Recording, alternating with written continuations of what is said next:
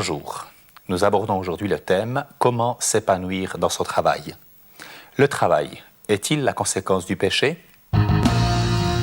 En visitant pas mal de pays, je me rends compte que pour beaucoup de chrétiens, le travail est comme la conséquence du péché. Ils pensent en fait que le travail est une malédiction provisoire avant d'aller au ciel. D'autres pensent que moins on travaille, plus on est heureux, ou que les loisirs et le repos sont des buts en soi. D'autres pensent enfin, je n'ai pas le temps d'obéir à Dieu, le temps est mon ennemi.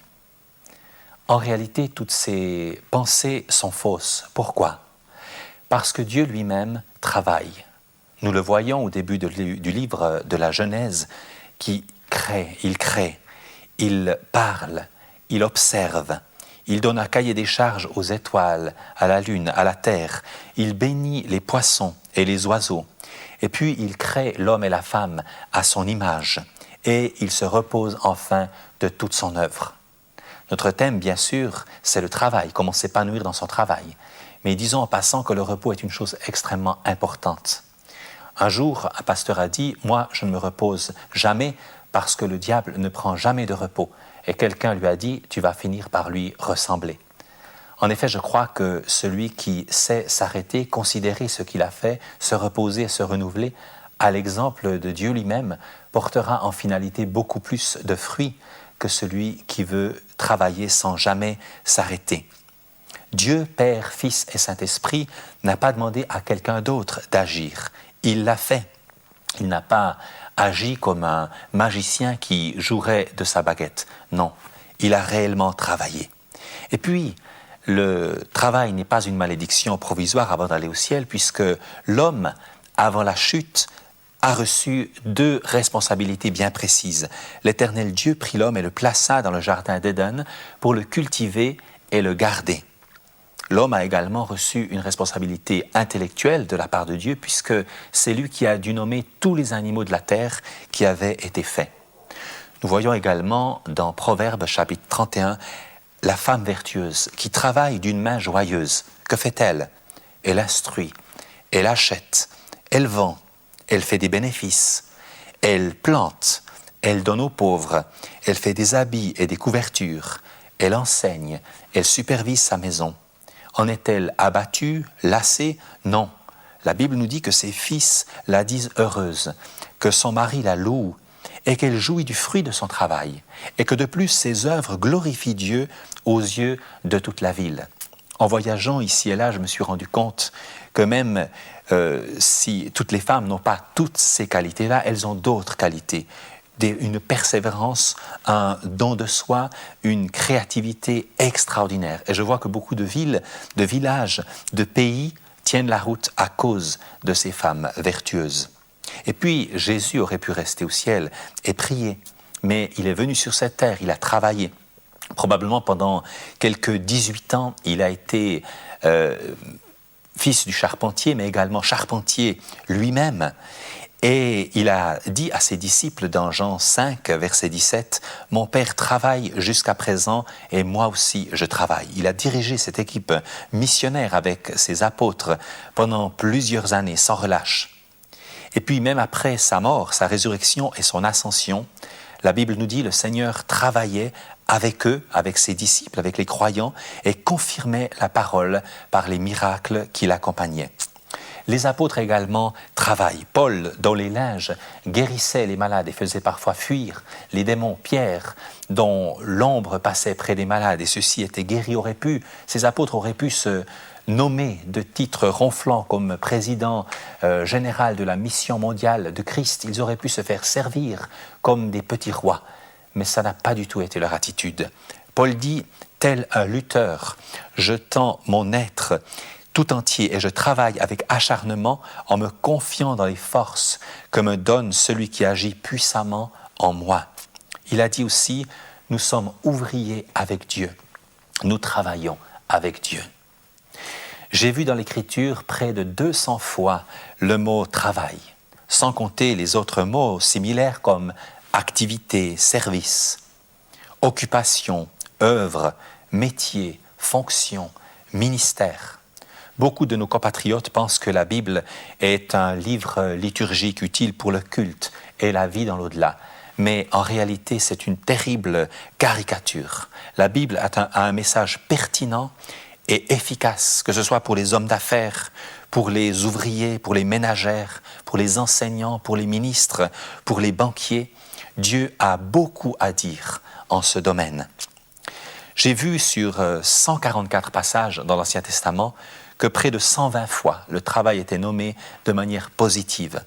Dans le Nouveau Testament, la proportion positive est encore plus importante puisque sur 43 passages, 41 fois, l'Écriture nous présente le travail comme quelque chose de positif.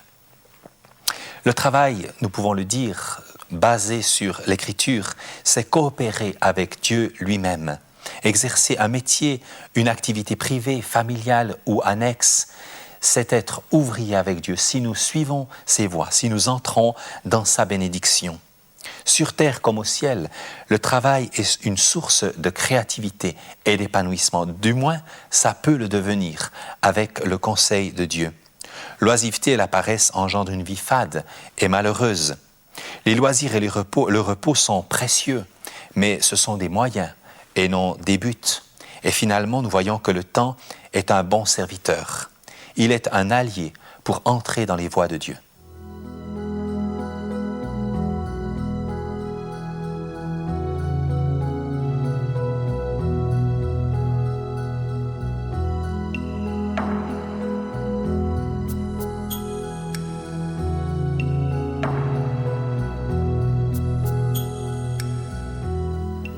Il reste néanmoins une question très importante. Dieu n'a-t-il pas maudit le travail, comme certains le pensent? Eh bien non. Dieu a maudit le sol, c'est vrai, et il a rendu le travail difficile, mais il serait dramatique de mélanger le travail en soi avec le sol. Ce serait comme de confondre l'accouchement que Dieu a rendu difficile avec le bébé lui-même et penser que Dieu aurait maudit les enfants. En fait, nous lisons un texte très important, suite au déluge en Genèse, chapitre 8, versets 20 et 21. Noé bâtit un autel qu'il consacra au Seigneur. Il prit une bête de chaque espèce considérée comme pure et les offrit sur l'autel. Le Seigneur respira l'odeur apaisante de ce sacrifice et il dit « Désormais, je renonce à maudire le sol à cause des êtres humains. » De plus, en Deutéronome 28, nous avons cette promesse extraordinaire si nous marchons dans l'obéissance. Il est écrit, si tu obéis à la voix de ton Dieu, l'Éternel ordonnera à la bénédiction d'être avec toi dans tes greniers et dans toutes tes entreprises. L'Éternel te comblera de biens en multipliant le fruit de ton sol.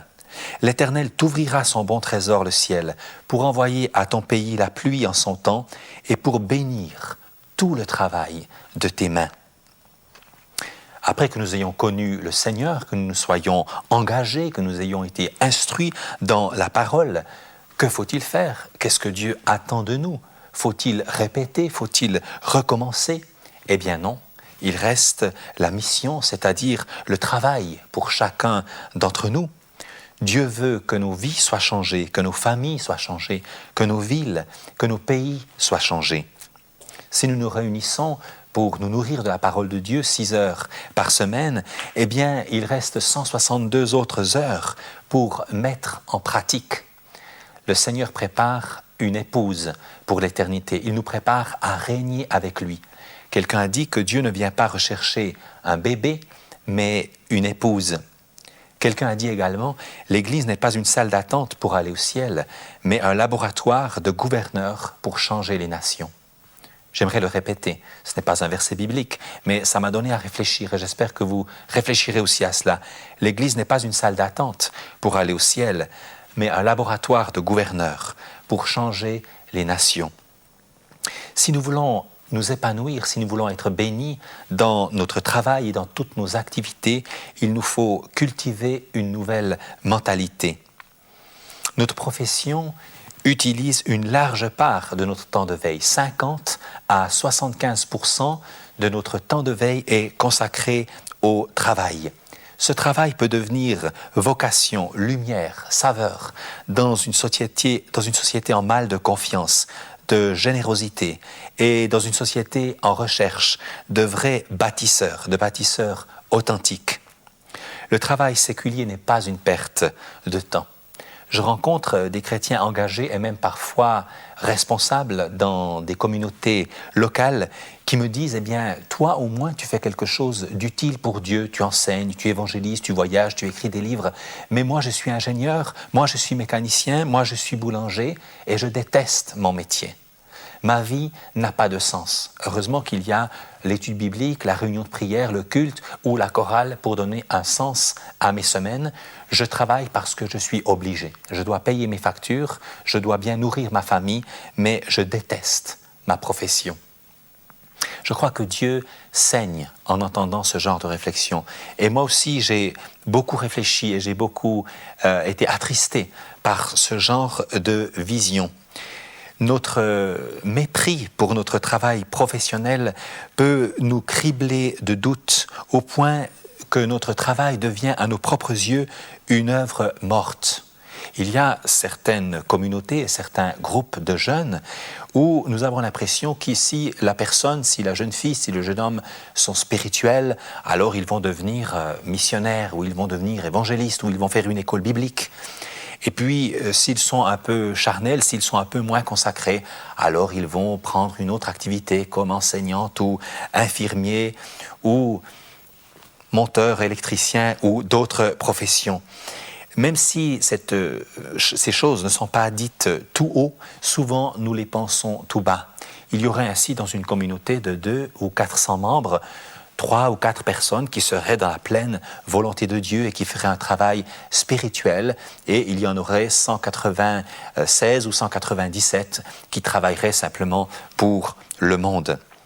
Je crois que la Bible nous donne une toute autre image par rapport à cette perspective, par rapport aux valeurs que Dieu donne à chaque profession, à chaque corps de métier.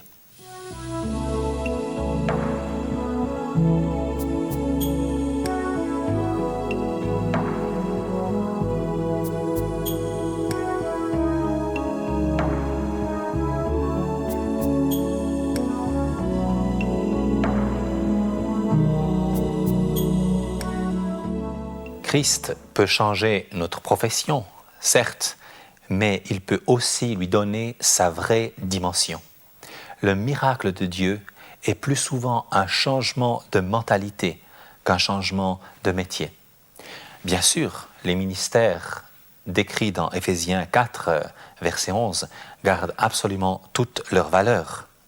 Mais le Nouveau Testament nous dit que nous sommes tous devenus un royaume de prêtres, et que le travail à plein temps pour Dieu n'est pas réservé à ceux qui exercent un ministère particulier, mais à tous ceux qui ont fait de Jésus-Christ le Seigneur de leur vie. De plus, un journaliste prophète, parce que Dieu cherche des journalistes qui cherchent sa pensée pour écrire dans nos journaux, ou un infirmier qui a un cœur de pasteur, ou un chauffeur de taxi qui a une onction d'évangéliste, sont infiniment précieux dans la main de Dieu. J'ai eu le privilège d'être à Manille en 1989 pour le congrès Lausanne II qui réunissait 4000 responsables de tous les continents et de quelques 185 pays. Il semble qu'à l'époque, ça a été le rassemblement le plus international de toute l'histoire de l'humanité pour la cause de Christ. Eh bien, un des orateurs a demandé à ceux qui avaient connu la foi, qui avaient connu Jésus-Christ au travers de ministères établis, reconnus, classiques, des apôtres, des missionnaires, des évangélistes, des pasteurs ou autres.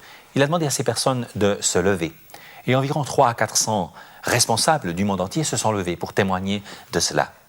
Et puis, il a demandé à ceux qui s'étaient convertis, qui avaient découvert la foi chrétienne essentiellement au travers de laïcs, au travers du boulanger ou au travers du voisin, au travers de collègues de travail, au travers d'amis, de se lever. Et ça a été un véritable raz-de-marée. Plus de 3600 responsables du monde entier, de tous les continents, se sont levés pour témoigner que la stratégie de Dieu aujourd'hui, c'est son peuple. Vous êtes la stratégie de Dieu, là où il vous a placé. Alors que je donnais cet enseignement, dans la ville de Genève, une dame est venue me trouver et elle m'a dit « Nous avons envoyé une missionnaire en Mongolie depuis plusieurs années. Nous la soutenons financièrement, nous prions, nous jeûnons parfois pour elle. Nous lui envoyons du courrier, des paquets, nous lisons ses lettres de nouvelles. Nous lui avons imposé les mains et nous écoutons ses rapports lorsqu'elle revient en congé missionnaire. Et visiblement, cette dame était fière que sa communauté ait envoyé une missionnaire en Mongolie. Mais elle ajoutait, pour ma part, je travaille depuis 20 ans, 8 heures par jour, parmi les alcooliques dans la ville de Genève, et on ne m'a jamais demandé de nouvelles, on ne m'a jamais demandé de témoignages, on ne m'a jamais imposé les mains. Est-ce que c'est normal? Et pendant longtemps, j'ai réfléchi à cette question. J'ai médité sur la situation de cette femme, comme sur la situation de milliers d'autres qui vivent la même situation et qui ne l'expriment pas. Et j'ai eu le privilège, au début de l'an 2000, à Explo 2000 à Lausanne, d'accueillir Elisabeth Cornelio, une femme de prière qui nous vient du Brésil et qui nous a parlé de l'intercession. Cette femme nous a partagé ce texte du psaume 127, où il est écrit « Si le Seigneur ne bâtit pas la maison, c'est en vain que les maçons se donnent du mal. Si le Seigneur ne veille sur la ville, c'est en vain que les veilleurs montent la garde. » Et cette femme nous a expliqué comment elle a reçu, au départ avec un petit groupe de dames, le fardeau de prier pour les corps de métier, pour les différentes professions exercées dans sa ville en particulier. Au début, elle n'était qu'un petit groupe. Au bout de 7 ans, 180 000 femmes, dans cette ville de 1 200 000 habitants, 180 000 femmes se réunissaient régulièrement en petits groupes. Et chacune d'elles avait adopté un certain nombre de corps de métier ou un corps de métier en particulier pour baigner cette situation, baigner ces travailleurs, baigner ces professionnels dans la prière. La Bible revendique, Dieu revendique le droit de collaborer avec tout corps de métier.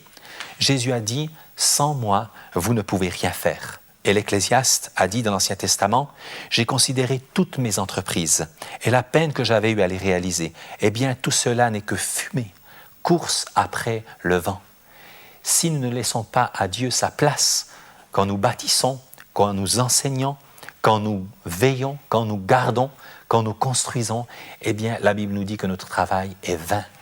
Dieu revendique non seulement une place dans nos lieux de culte, et dans nos rencontres chrétiennes ou dans nos groupes de prière, mais il revendique sa place au cœur de nos professions. Si le Seigneur ne bâtit, c'est en vain que les maçons se donnent du mal. Si le Seigneur ne veille, c'est en vain que les veilleurs montent la garde. La collaboration nécessaire que Dieu revendique entre toute profession et lui est indispensable pour sortir de la vanité. Alors oui, je crois que cette femme a raison. Il nous faut être fiers de ceux qui sont partis comme missionnaires en Mongolie ou ailleurs. Mais nous pouvons aussi être fiers les uns des autres, engagés à plein temps pour Christ, comme un royaume de prêtres dans tous les corps de métier, dans toutes les couches de la société, dans chaque endroit de nos villes et de nos cités.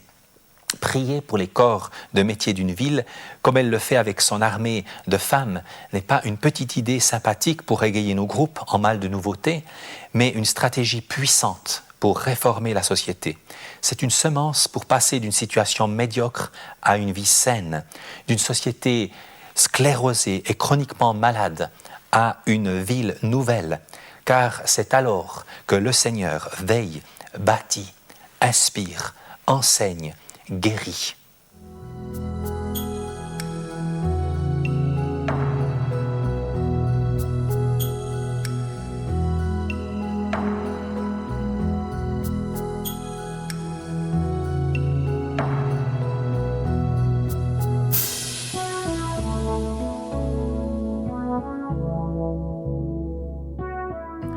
La Bible dit « Quoi que vous fassiez, en parole ou en œuvre, faites tout au nom du Seigneur Jésus. » Colossiens, chapitre 3, verset 17.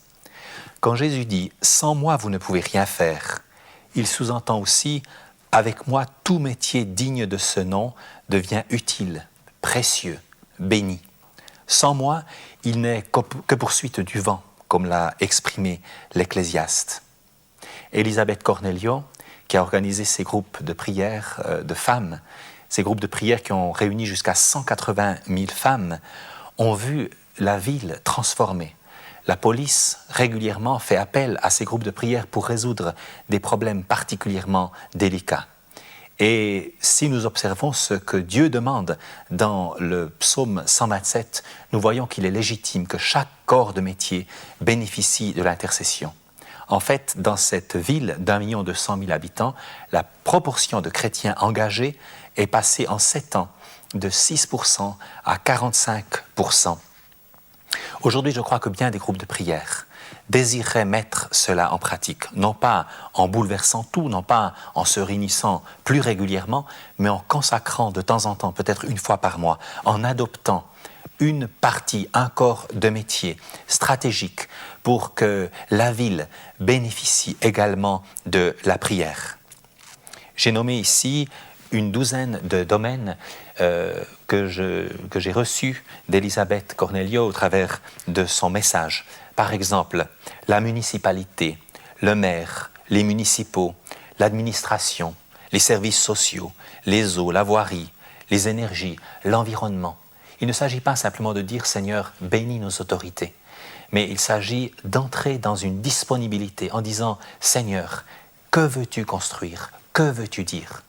Évidemment, il y a beaucoup de gens qui sont non-croyants, qui ne se rendent pas compte de l'importance de l'onction de Dieu, de l'aide de Dieu, de la présence de Dieu dans leur corps de métier.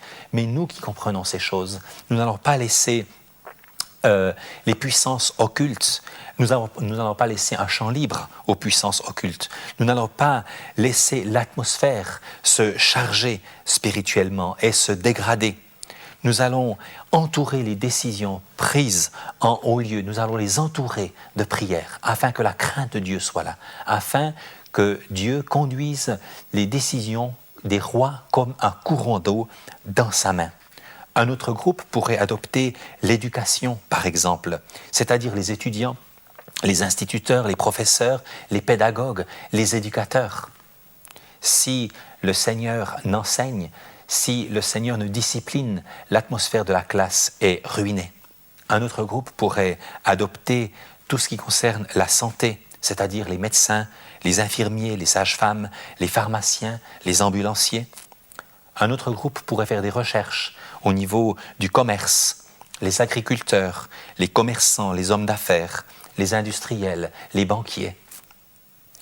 Un autre groupe pourrait adopter l'immobilier, c'est-à-dire les promoteurs, les entrepreneurs, les architectes, les maçons, les électriciens, les plombiers, les jardiniers, les paysagistes, afin que ce ne soit pas en vain, afin que ce ne soit pas une vanité, par vanité que la ville soit construite, mais que la volonté de Dieu soit faite sur terre comme au ciel.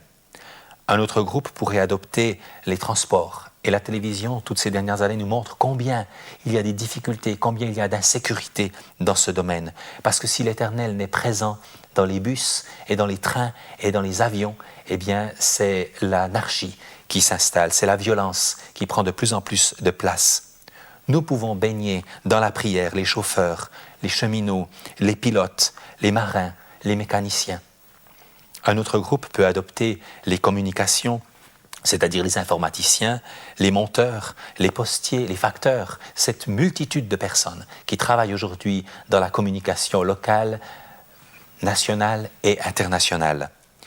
Un autre groupe pourrait adopter un domaine qui finalement forme la population en grande partie, c'est-à-dire les médias, en priant pour les directeurs, les journalistes, les animateurs, les éditeurs, les publicistes, les graphistes. Un autre groupe, ici c'est le 10e dans ma liste, pourrait adopter les arts, c'est-à-dire tout ce qui concerne le cinéma, les acteurs, les écrivains, les musiciens, les photographes, les chorégraphes, les peintres. Dieu est un artiste. Dieu est le plus grand artiste de l'univers. Et il aimerait à nouveau agir dans tous ces domaines qui sont souvent partis à la dérive et où les chrétiens se sont parfois presque entièrement retirés. Un autre groupe pourrait prier pour les services, les hôteliers, les restaurateurs, les notaires, les coiffeurs, les réparateurs. Finalement, un dernier 12e groupe pourrait adopter les sports et les loisirs. Des multitudes de personnes, le dimanche matin ne sont pas dans nos lieux de culte. Elles sont simplement en train d'exercer un sport ou des loisirs. Nous pourrions prier pour des centres sportifs, pour des entraîneurs, pour des gérants, pour des animateurs. Lorsque nous commençons à prendre conscience de toutes ces choses, il y a une autre conséquence, une conséquence communautaire. C'est-à-dire que les métiers exercés par les membres de notre groupe de prière, de notre groupe de maison, de notre église, de notre communauté, eh bien, toutes ces professions commencent à prendre une importance à nos yeux. Nous commençons à comprendre que nous sommes un corps en mission. Quelqu'un a dit que le travail est le processus par lequel notre âme se révèle matériellement. Le meuble révèle l'âme de l'ébéniste. La maison révèle une partie de l'âme de l'architecte. Le tableau révèle l'âme du peintre. Et après nous être rassemblés, réunis pour nous nourrir de Dieu, pour nous nourrir de sa volonté et de sa parole, nous pouvons aller nourrir la société. Pas simplement en parlant, mais en étant les témoins du Seigneur. L'âme de l'Église se révèle dans la cité, se révèle dans le pays, au travers des chrétiens au travail. Prenons l'exemple d'un monsieur que nous pourrions appeler monsieur Miller. Il est engagé dans une communauté depuis 10 ans, 15 ans. Tout le monde le connaît comme celui qui présente de temps en temps les annonces ou qui organise l'offrande. Sa femme est connue comme une femme si gentille qui donne le catéchisme ou l'école du dimanche. Et soudain, on prend conscience que M. Miller est aussi directeur du garage Mercedes ou Renault au centre-ville, qu'il a de multiples contacts avec un grand nombre de familles, et cela depuis des dizaines d'années. Et soudain, nous comprenons que c'est important de reconnaître son travail, de prier pour lui, de l'honorer dans ce qu'il est, de lui permettre de rendre compte de ce qu'il fait, de vivre comme une expansion, comme un ambassadeur du royaume dans sa ville, ainsi que tous les autres membres, dans une immense richesse qui vit dans la cité, qu'il aime et qui travaille en son sein.